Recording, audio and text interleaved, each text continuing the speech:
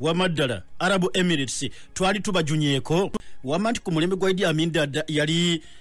bali bajunye ku ggwanga lino bali junna batya era kyajja kitya ekyokubiri kiki ekyakomye enteekateeka eyo gwe bimbuuzize wano wena bw'okiyise what led to the seizing of that legacy kitegedde bulungi kyaliwo ku mulembe gwa Alhaji Idi Amin Dada n'akwata ebiteretebwa wano ne tubitikka wano ne tubitwala mu United Arab Emirates. Idi Amin Dada mawanga gamu yagayambako ne ku ssente. Field Marshal mawanga gamu yagawa buwimmere. N'agamba nti bano bagenda kutufaako.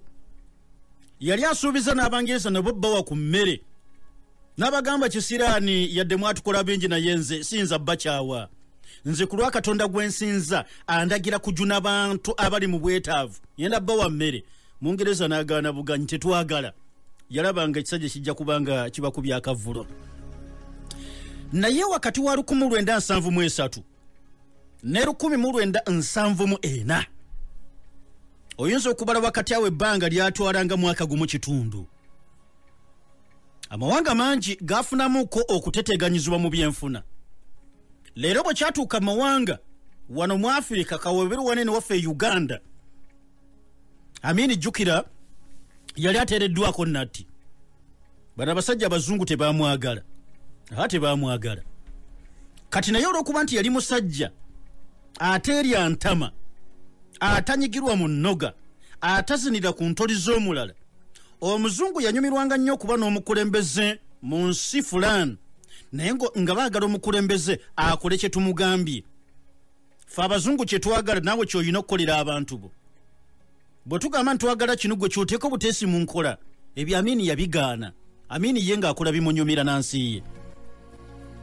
nga takkiriza bya kumutegeerera. Era kati mu butakkiriza kumutegeerera, sajja baatuka okulaba ekisajja nga kitukaluubiriza obulamu. Tusooka tukinyige, bwe tunaakinyiga kijja kujja nga kifukamira gye tuli. Zeezo nattigana amawanga gannaggwedda ze gateeka ku bakulembeze oba ku mawanga.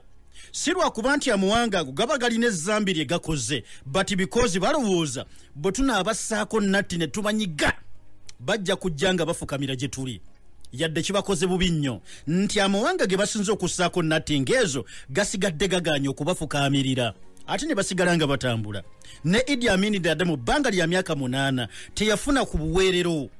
nti gana amawanga gamuli bize natti bazinyweza, kyokka nga ne ku butaka nga tuteekateeka buyeekera kumulwanyisa. Teyawummula nti wandibadde toyinza na kukirowooza nti omuntu atafunye kaseera konna ka mirembe mu nsi ye ate yandibadde asobola atya okukola bye yakola mu myaka egyo 8. Mawanga ag'abazungu gamuli bubi. Bano bamulabula, bano bamussaako natti. Wano mu Uganda ne ba Museveni nga bamuli bize.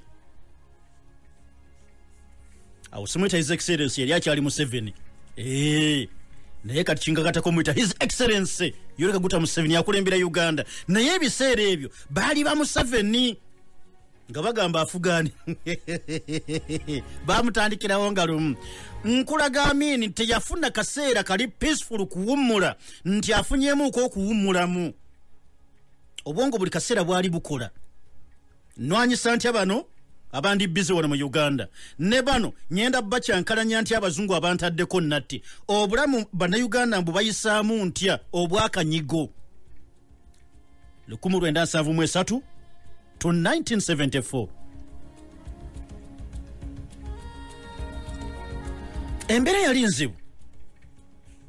era muwanga g'abazungu gatuuka ogenda maaso n'okuba nga gakalubirwa obulamu bwakaluba. Bw'otuuka Northern Ireland ab'ekintu kyabijja gye bali, ne Bungereza yennyini embeera yababijjirira.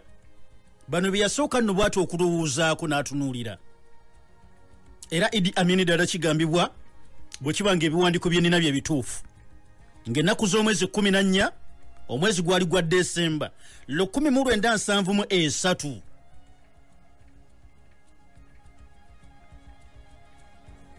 Telegram esindikibwa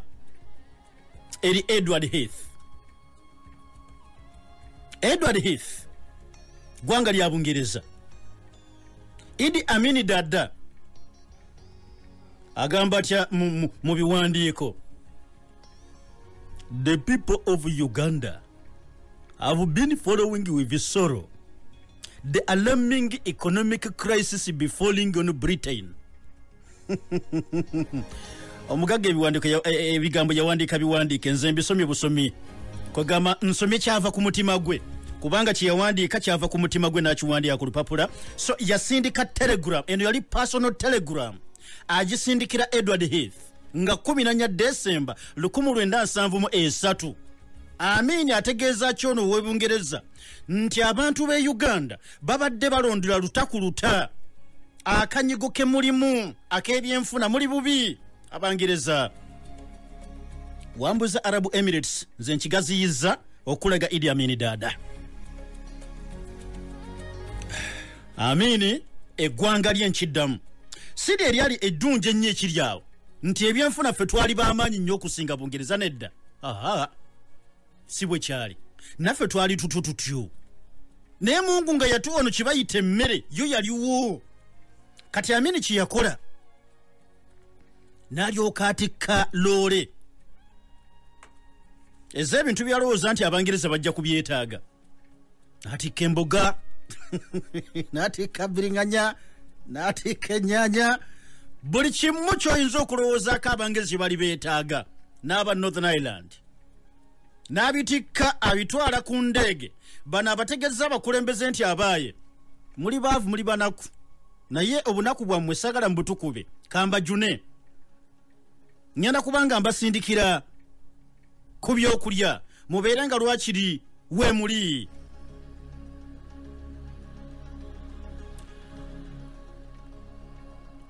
Yabagamba nsazeewo, I've decided to contribute 10,000 Uganda shillings. Idi Amin Dada agenda bawane ku sente byenjogera byaliyo bati oba byange bakama bange abaliwo mungolola bwe mugamba nti kalulawa nedda. Nekyenkugamba kyekyo, Idi Amin Dada ati seruule zigenda ku nnyonyi batikke batwalire Abangereza bafa. Era abawandiikidde mu telegram abagamba, I've decided to contribute 10,000 Uganda shillings to you. Nsazeewo okubajjunayo n'omutwalo guuguno mu ssente za Uganda. Bannanga bayinza okuba n'ekibalo ky'ebiseera musobola okunnyambako. Omutwalo gwalimu ssente mmeka mu biseera ebyo? Mu 1973 omutwalo gwe Uganda wano gwalimu ssente nga mmeka? Kale mu ssente za leero tulowooze nti ze ssente nga mmeka? Okitegedde bulungi, nkakasa bulungi nti bajja kubanga mikwano gyange bannyamba bampe ekibalo ekyo naawe nsobole kikutegeeza. Mwabali myaka ejange nammwe abato bange musobole okubanga mutegeera Idi Amin Dada akajja ke yakwatira Abangereza abataase baali bubi nga beeyaguza lujje. Embeera ali ebakubye nnyo, mbeera ebyenfuna talina gwetaakosa. So n'abasuubiza bbawa ekireetebwa ekyo n'abasuubiza okubasindikira munnange emboga n'ebirala byonna nga mbikusomedde n'abagamba nti njagala mubeere bulungi.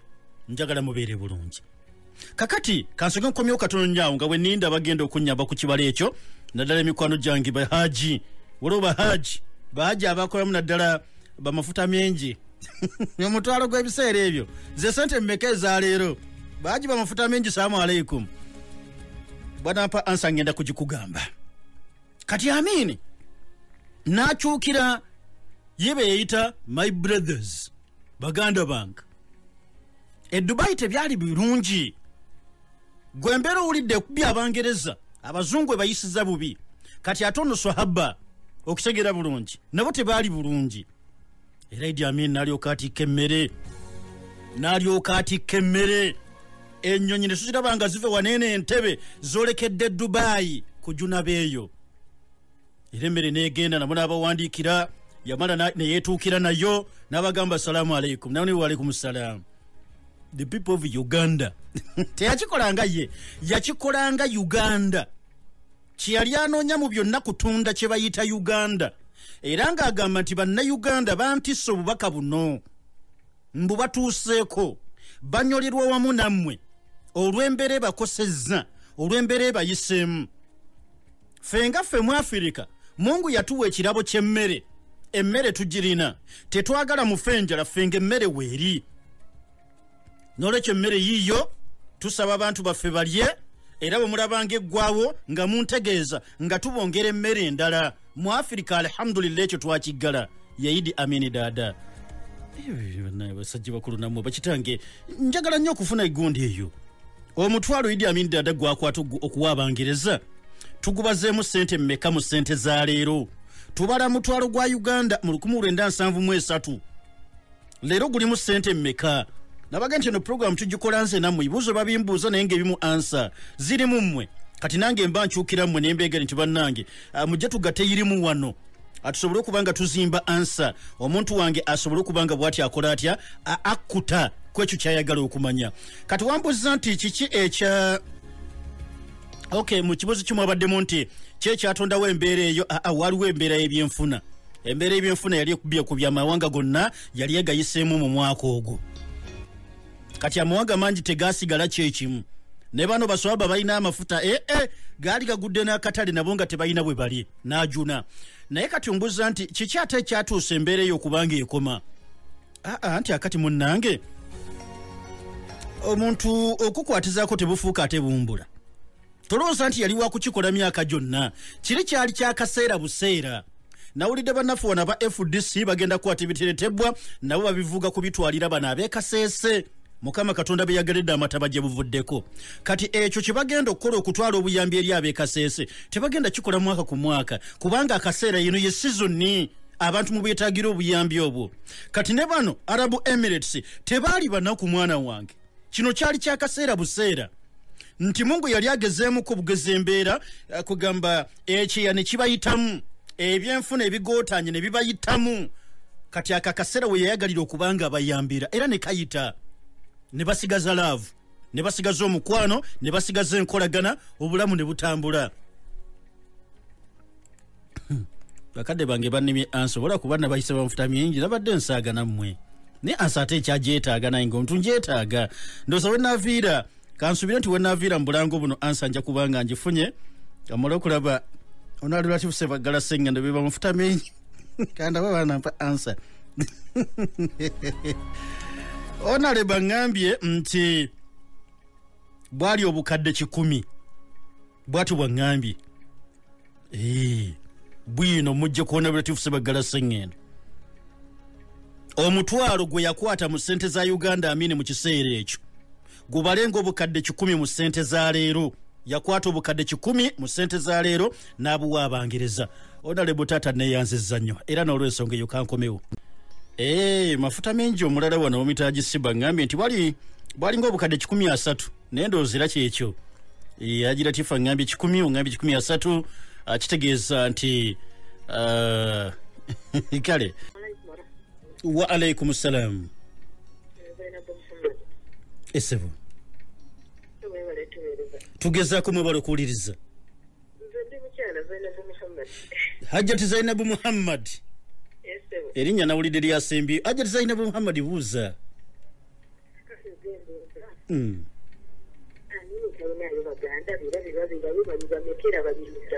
baganda ba Amini kale waalaikum salam warahmatullahi wabarakatuh yanseti Idi Amini dada yeti yalekayo ku bantu be bw'aba ibalekayo bali ludda wa Idi Amini dada omanyi waliwo omuntu akubuuza munne n'ogamba nti kati yankubulira nti nnyina ali gindi kitaawo ali gindi ekyo kikwetaagisa okusooka okunoonyereza Idi Amini dada ye nga ye baamuzaala mwaka ki kuba oyinza okumbuuza ku muntu ng'olowooza ombuuza muntu wa jjojjuuzi wano Idi Amini musajja mukadde 1925 gwe mwaka ogulowoozebwa nti gwe yazaalibwamu 1925 ogulowoozebwa kubanga naye mwennyini Idi Amin dada teyabitegeera bulungi oba mwaka ki gwe nazaalibwamu naye ng'omuntu ekyo naye kyamugwa kkono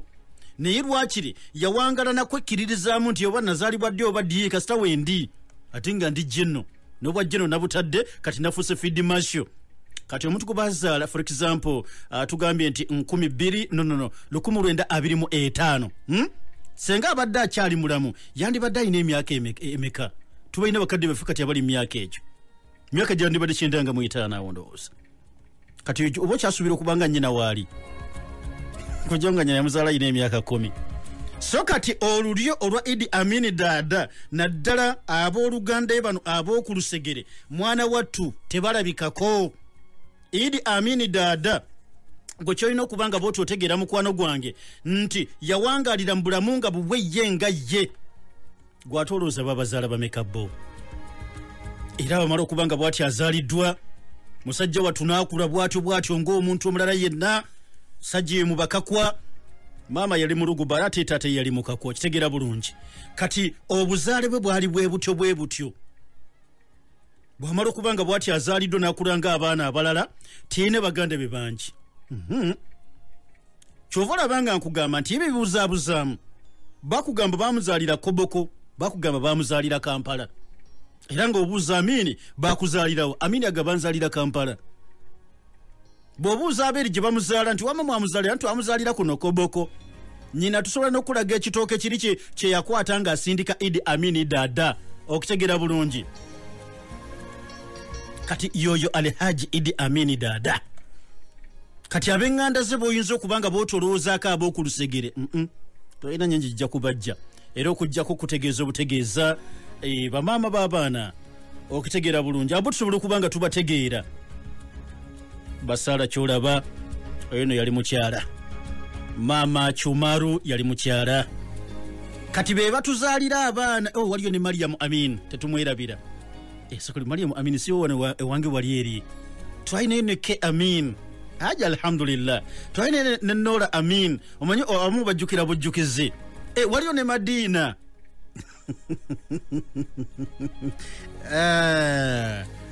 anange nja kunoonya ku batabani ba Haji nja kunoonya ku batabani ba Haji tunywayemuko basooke bambuulire nsooke mbabuze bakojja mwe bo bali ludda wa be bateekeddwa okubanga lwakiri balina ekintu kye basobola okubanga batugamba Hussein Amin bino teekeddwa okubanga bimanyi nkungaanyiza data oyo bakojja mwe bali ludda wa kitegeera bulungi bakitammwe abato bali ludda wa nabo mbategeere nja kukwetaaga nnyo ndowooza akantu ako bajjajja bo ettaka likyaliyo so byebyo mubufunze n'olwekyo bali boyinza okwetaaga nti bannyina ba Idi Amin Dada baganda ba Idi Amin Dada ebyo tobigendamu kuba tojja bifuna tojja kubifuna taata mwebale kuliriza esebo Muganda ate kati munnange Obwakabaka n'abujjawo afuuka pulezidenti sikutegedde kyenkubuuza sebo mukama wange kiriti kati munnange tosobola fuga omuli abasajja babiri kati Obuganda ate obe pulezidenti kiyinza muwanga tugeze nti Obwakabaka obulala ogambye nti Omuganda bw'afuuka pulezidenti tekinyize mawanga malala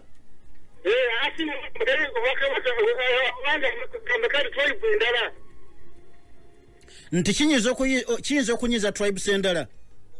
ziri mu Uganda sebo okijja ku ki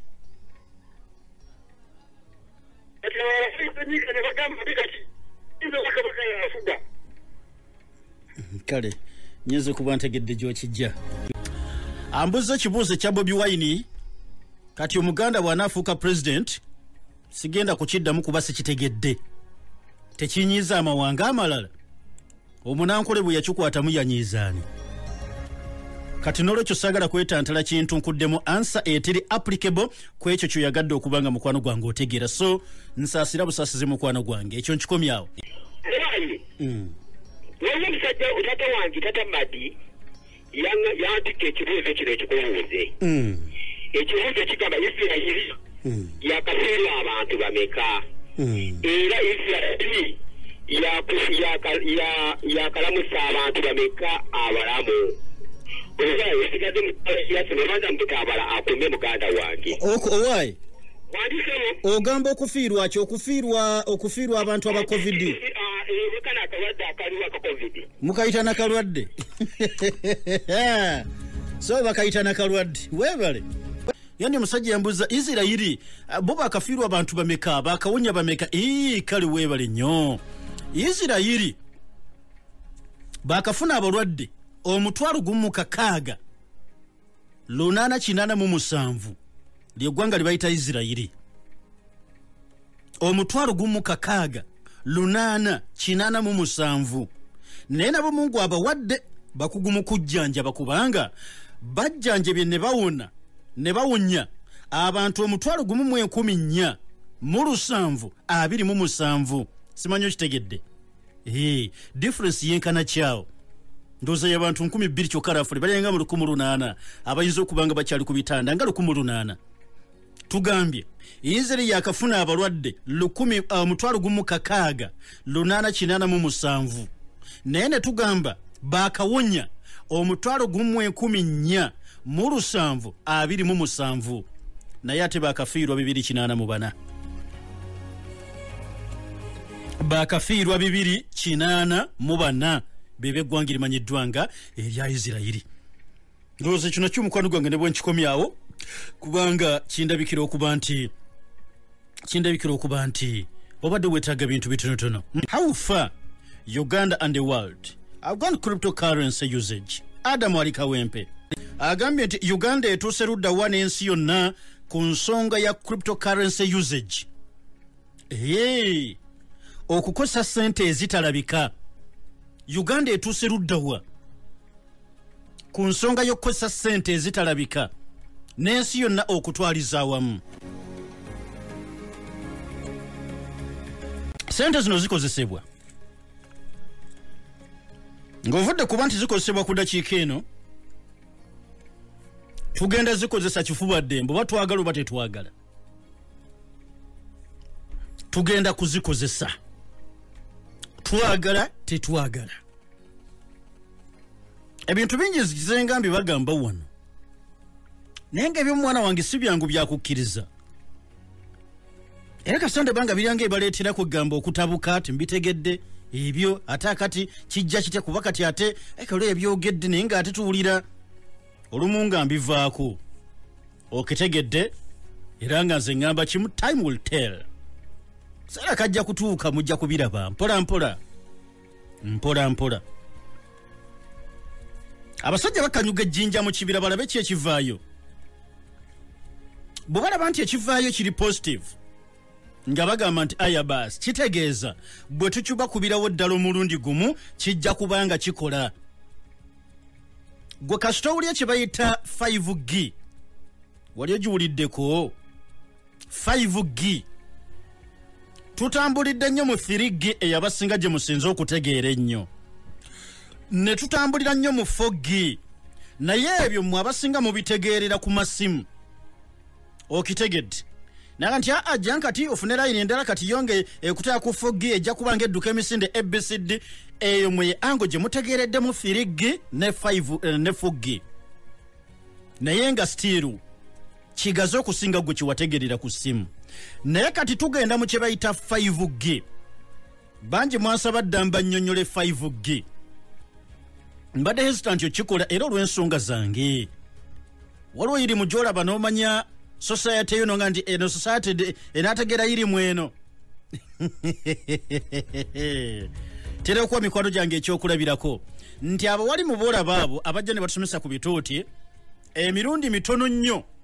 bw'oba wali olidde ku imaamu ajja n'atuwa hutuba ng'etambulira ku bantu be tulina okuba nga tuwasa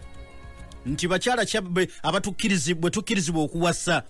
ogwo musumba bamanyi okugwerekera nga batunuulira kye bayita kugamba okutegeera kwa society wano mu Uganda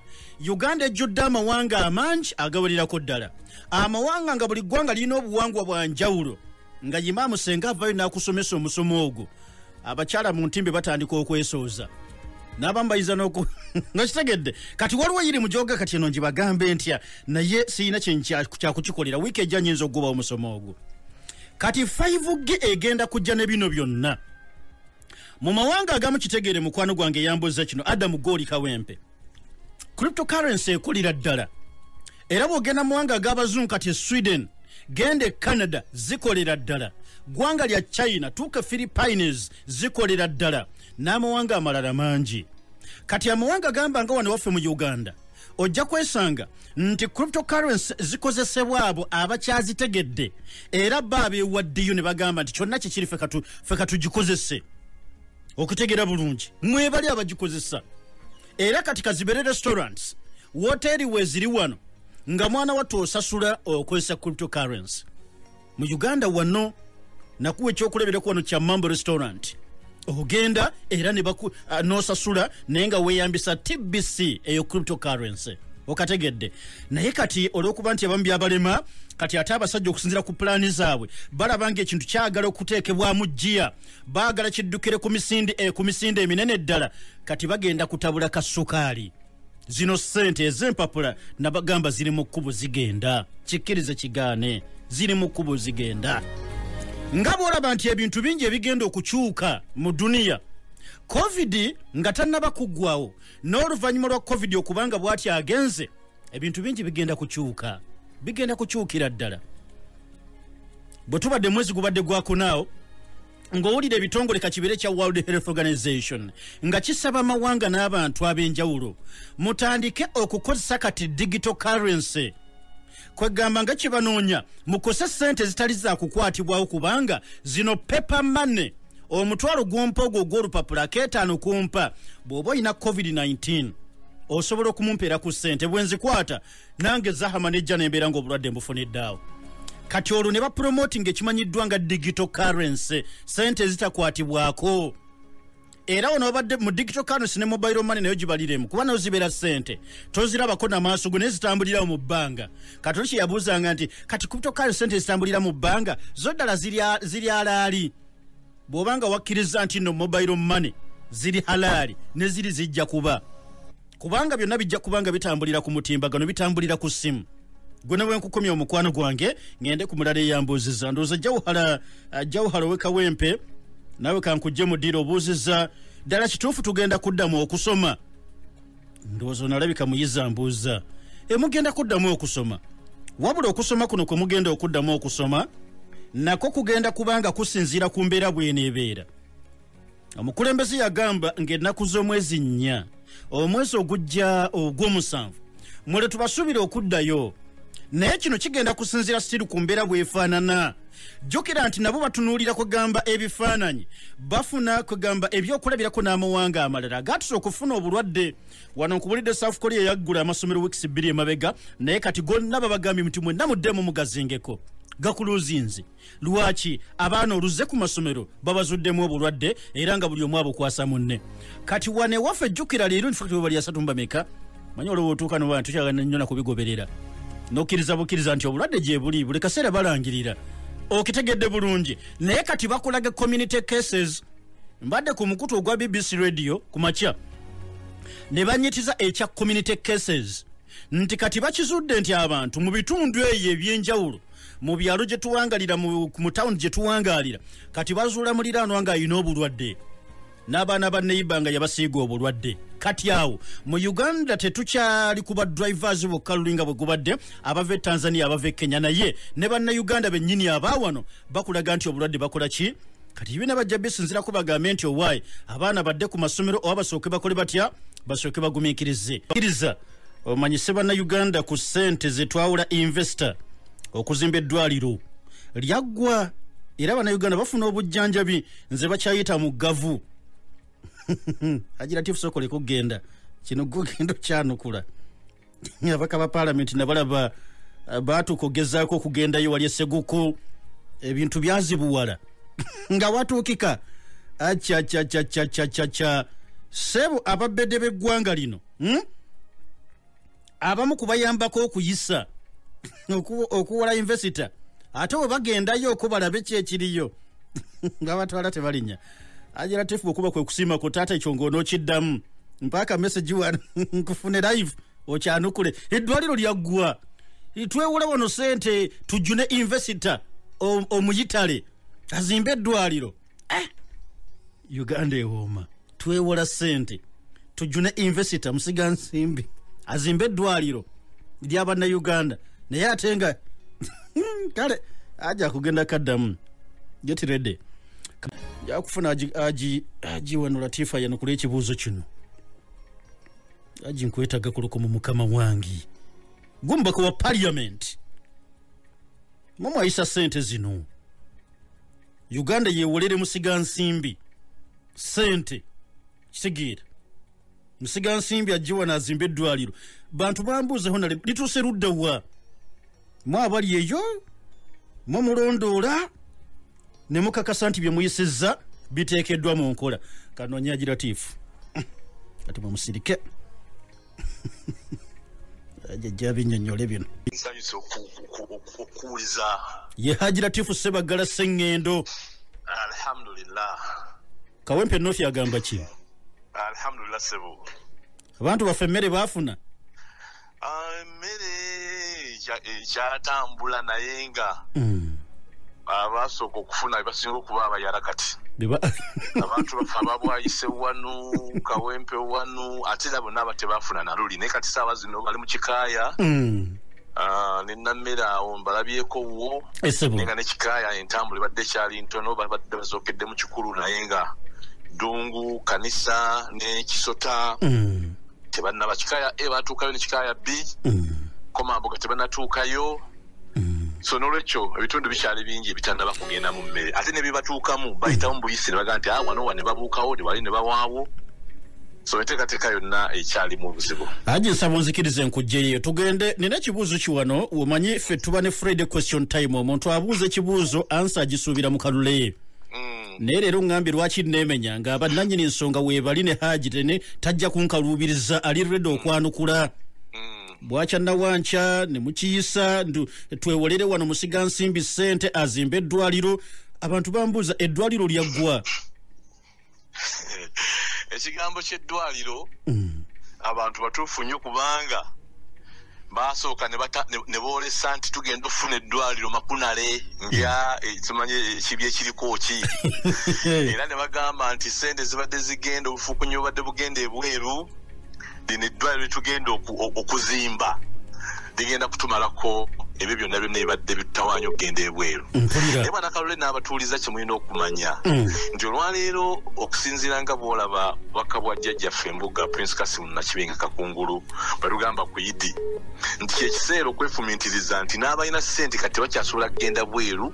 n'abanene tebasobodde kugenda bweru kujjanjabibwa kubanga tewali ngeri gye bayinza kugenda munolwe tulina okulongoosa ebyobulamu byaffe ebyamalwaliro gaffe agaawa ag'omu ggwanga akati oli bwe yajja gavumenti n'agiguza ekyo naye ng'ate mu byonna njagala bannayuganda bategeere nti twali bangi nnyo abaali basimbidde enteekateeka eno ekkuuli kubanga oli yayagala ffe tumwewolere atuzimbire ne tugamba nti ffe twewolere musigansimbi kati olwaba afuuse musigansimbi oba ffe tuba tumusizeemu ensimbi mpulira ng'eggwanga olw'okubeera nti munnange ebintu byaffe bigendera ku basinga obungi era nga bombu bamanyi enteekateeka eyo ne baga nti tumuweredde obuwumbi buno kakati agenda kuzimba eddwaliro e Lubowa naye akakiiko akaaseba okugendayo okulambula okulaba baakoma ku mulyango mpulira ebyo bati babakkiriza nga ffe ebya safe houses bwatukomyanga ku miryango tetutamanya bigenda mu maaso naye kyenjagala okukakasa bannayuganda nti ensimbi ezo omuzzukulu n'omuzzukulu bagenda kuzisasula naye mu mbeera zonna olwaleero okugamba nti eddwaliro lituuseewa sisobola kukuwa bukakafu okugamba nti owaaye bali ku bbiibu siyinza kugamba nti eddwaliro lituuse wano kubanga ensonga eyo ekyalimu obuzibu bwebeera nga eddwaliro litambula kubanga ffe batulaga kifo we bagenda kuzimba e Lubowa bwe bagamba era nga tusuubira nti eddwaliro lyandibadde kati litambula ku sipiidi ey'ekizungize majje bayinza okugamba nti embeera ya covid n'ebiringa ebyo oba kontrakita oba baani so sirina ansa eri straight kati gyeyinza kugamba nti eddwaliro bannayuganda libagenda okusasulira obufukunya n'obufukunya lituuse ku leve efaana bweti kubanga twandibadde ku ssaawa ya leero batulakako n'ebifaananyi ku TV nti bannange emirimu gitambula bwe giti naye olw'okubeera nti tumanyi kikigenda mu maaso naye nga ye oyo ayeefuula omusiga nsimbi gwe twasigamu ensimbi ye obuwumbi ate nno yatuteekako n'obukwakulizo bwe mutayanguya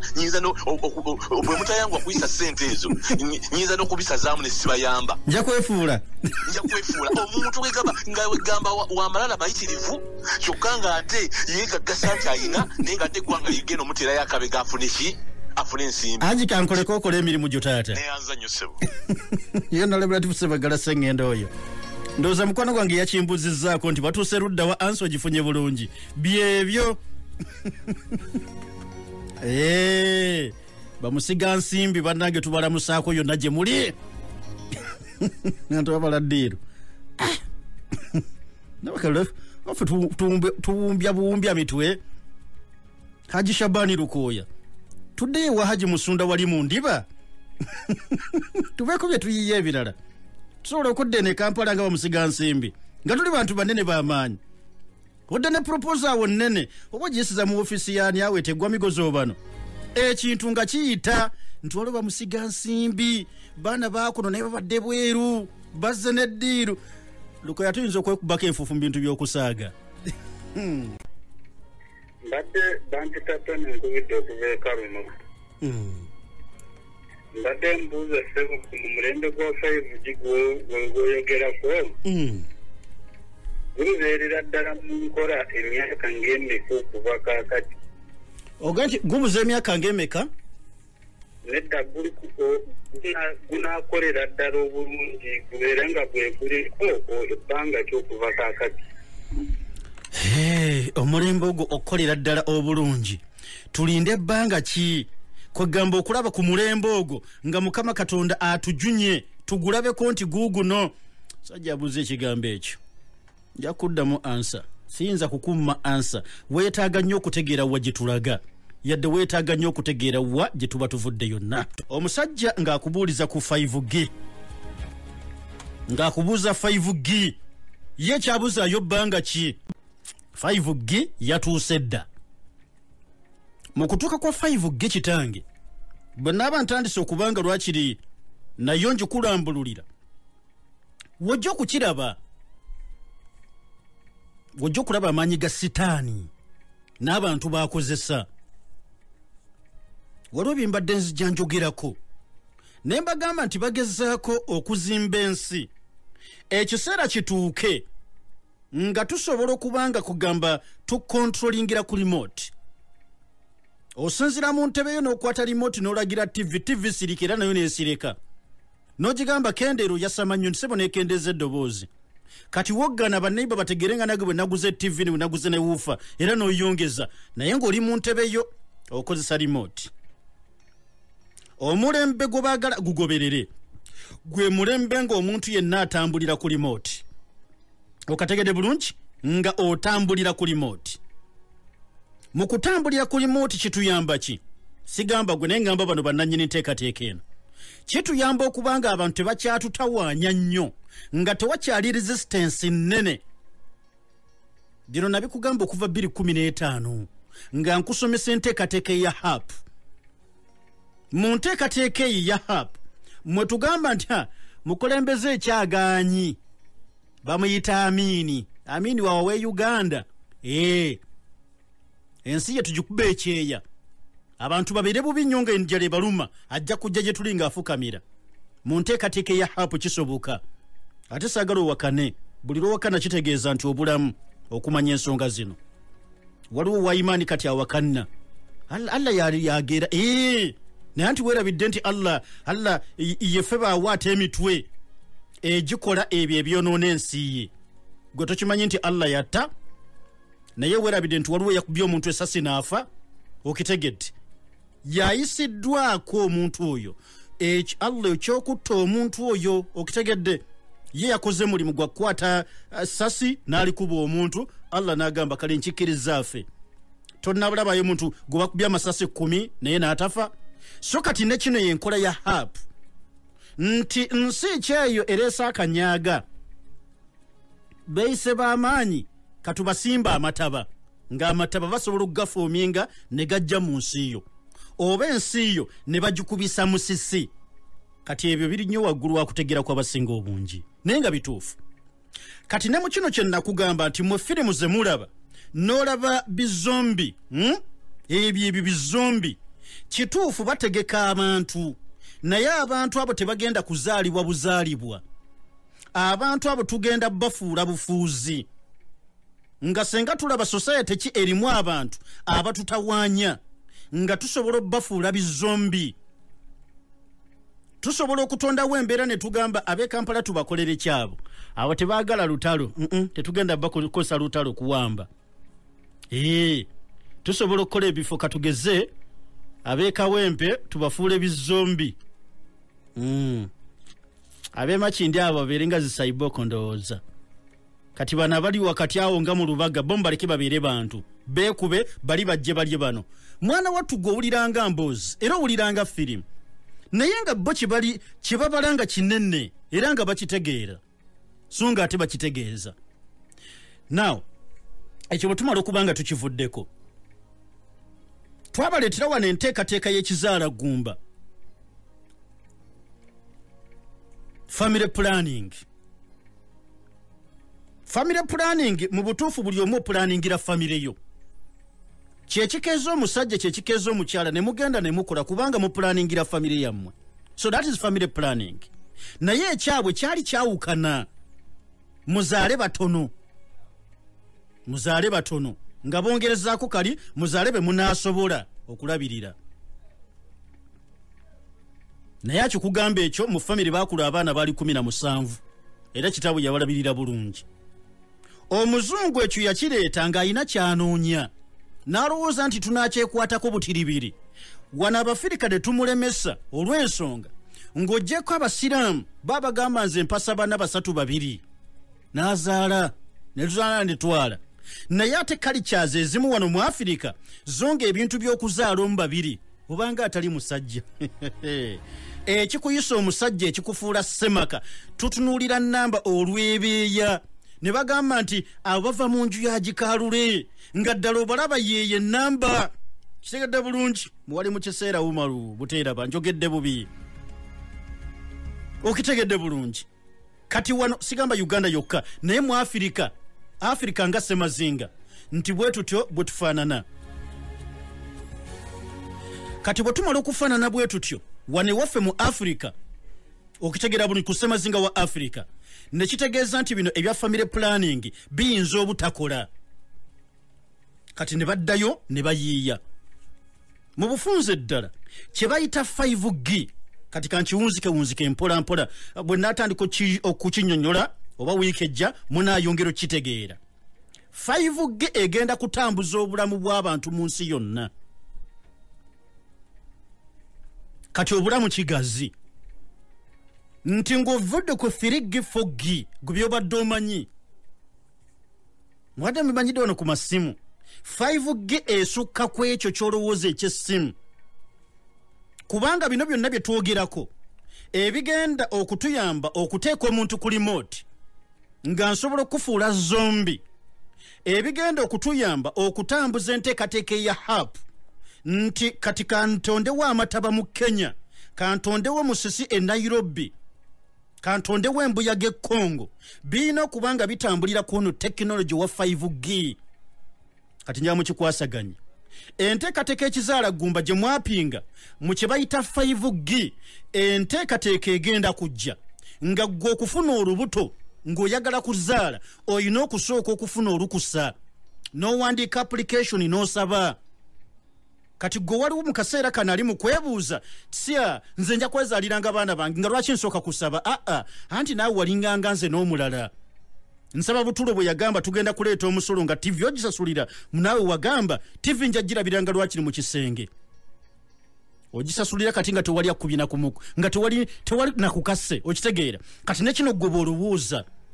nti tugenda controllinga okuzaala kw'abantu osooka kusaba lukusa application n'ogiwandiika negenda mu bw'obuyinza era ebatakukkiriza ne bw'oneefuna oggolota tojjafuna lubuto bino ebintu biwanvu bye mbagamba lukwe lunene bw'olaba sometimes nga nengatanse series nenziyimiriza bangi mumbuza lwaki wabiyimiriza wabaawo ensonga kati bw'onoosaba olukusa kiri gye tuli okukkiriza naye ate nalwo olina otumatiza kubanga wabawo application form olina okuweebwa. Okay, oyagala kuzaala oteekedde tookedde otyo oyo gw'oyagala okuzaala tulagibwa omuteekedde namaze okuzimba ennyumba ez'abapangisa egindi nina fulaati egindi ABCD oyo nga tugamba okay olimu empeke tukukkiriza zaala kati omulala ye ng'ateekamu awo oteekedde tookedde otya gw'ozadde anti akati nagulayo ekibanja mulimu obumwanyi kino tekigenda kugamba nti kyeyagalire nti mukyala tuzaale kuba bagenda kufuga nga bakufuga n'abaana kigambo kisoundinga kugamba abnormal bagenda kufuga n'abaana yo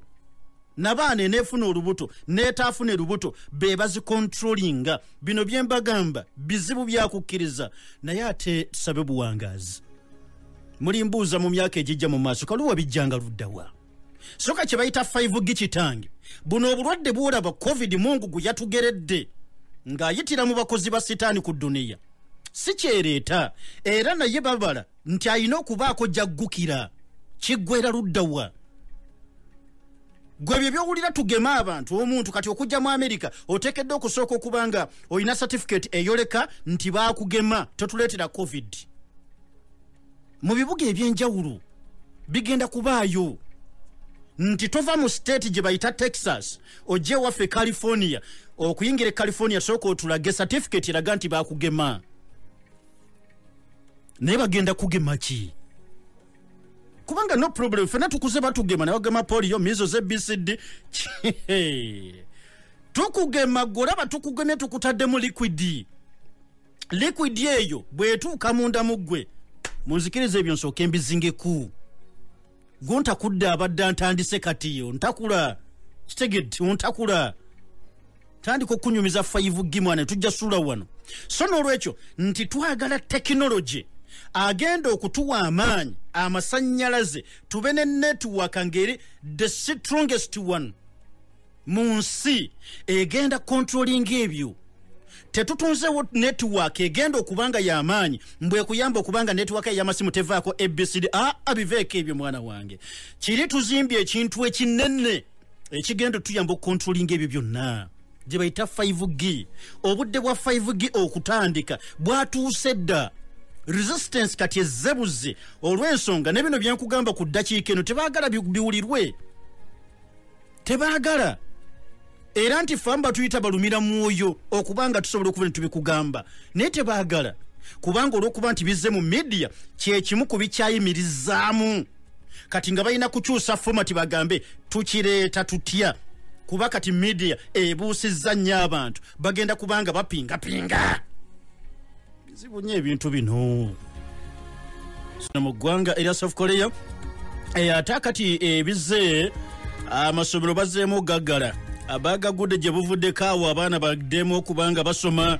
naye kati we butuukidde olunaku olwaleero mwana wange ekintu kitabuse amasomero bagaga nti muggale mangu okitegeera bulungi so nti kati embeera bwetu bwezeerwa bulwadde obwa covid-19 sabbiiti zikonye kati nga bbiri okuva emabega ng'amasomero gano bagakkiriza okuddamu okuggula oluvannyuma lw'okuggalibwa nga ezimu ku measures ze batondawo okulaba nga lwakiri ebatement g'akawuka ka covid-19 kaleme kubanga katwala abaana b'eggwanga naye kati bagenza okulaba ng'obulwadde kati bukendeddemuuko era ne balyoka nno baddamu okuta amasomero nti kati muddeeyo musomesa abaana b'eggwanga abazeeyo okusoma bagenza okuwulira nti omwana gundi nakamatata kati kiki ng'olusujjasujja terumuggwako kyokka nga yeetyamula bagenda omukebera nakamata alina obulwadde olwo kirasi lumu yonna nga balina giteeka mu karantini essomero lyonna nga ligenda mu karantini badde bakyaliko ebyo nti ate n'omwana twamusudde mu ssomero ly'eggomba ebyo ndi mu ggwanga lya South Korea gye tuli obudde buno kati ne bamaliriza nga basazeewo kati amasomero muddemu muggale agabadde gagguddewo sabbiiti bbiri emabega mu South Korea obudde obulinga buno munnange agamaze okubanga gagaddwa era kati ntunuulira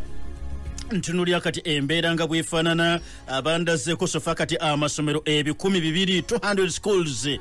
gano gawaliriziddwa to return to online teaching. Kati bazze mu kyakusomesereza mwana wange ku simu basomera kati ku kompyuta tekyali side eri nga bolaba naffe twakuteera wano lesoni essaawa 10 paka ssaawa 11 wano tuba tusomesa abaana b'eggwanga ssaawa 10 paka ssaawa 11 omwana abeera waka naye ng'ali ku laadiyo nga tumuweereza naye nga amasomero gano batugamba naddala gakoseddwa ennyo ng'egali mu bitundu ebyesuddeko n'ekibuga so ekikulu eky'eggwanga era South Korea kati go embeera bwetu bwezze olunaku olwajjo balipootinze abalwadde abalala 79 asonga kati South Korea badde etuuse mu mbeera nga balipootinga abalwadde 6 abalwadde 12 kati namba yeeyongeddemoko so ne bagamba nti abaye mwategedde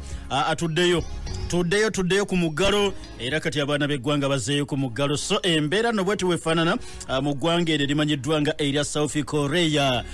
Brazil si birungi kubanga omuwendo buli olukyo ogw'abafu gweyongera kati baatuuse dda mu mitwalo 264 bakunuukirizako na mitwalo 3 abalwadde kati bali mitwalo 42 otuuka mu ggwanga erya Lebanon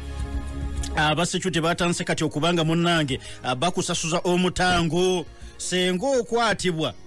in public without a face mask nga toyina ka mask yako musango munene bakusiba bobo oyinayimuzo oyinamu lwakiri kati bakuwesa fine yuno ya sente ntonotono naye era nga abamuzibanyiga kubanga gwesebo fine ya $16 zino zi sente $16 ojja bujja bwoti mu nsawo munnange nosobola okubanga bwoti omukwano gwange weeyongere so byebyo nno gwe mukwano gwaffe atugoberera okuvaako mu mawanga agalinga ago ze nkusigira kifaananyi okulaga embeera nga bwefaanana okwekalakasa kukyali kw'amaanyi mu ggwanga lya Amerika lwakiri leero tuvudde mu kiro ekyokusatu third night nga Abamerika beekalakasa otuuka e Minnesota Minneapolis nkugambye poliisi yeetwala ntatinda saako n'abeekalakasi anti omujjukiro mupoliisi namugamba wano basajja bakulu baasiiwuuka empisa omusajja n'aleeta evvivi n'aliteeka ku nsingo ya Kaddugala agamba omusajja onzita gundi nfa omweru ng'awulira omupoliisi Kaddugala amugamba naye ssebo sikyasa omupoliisi omweru ng'awulira Kaddugala yirwanako bwaga nti bannange yamaliriza ng'omusajja afudde kati yokalekasa kukyali kw'amaanyi ddala era bakaddugala mu ggwanga lya Amerika lwakiri kati beegattiddwako n'abeeru mu ggwanga lya Amerika okubanga beekalakasa police station emu bagirumbye era oluvannyuma lw'okubanga bwetyo mukwano gwange erumbiddwa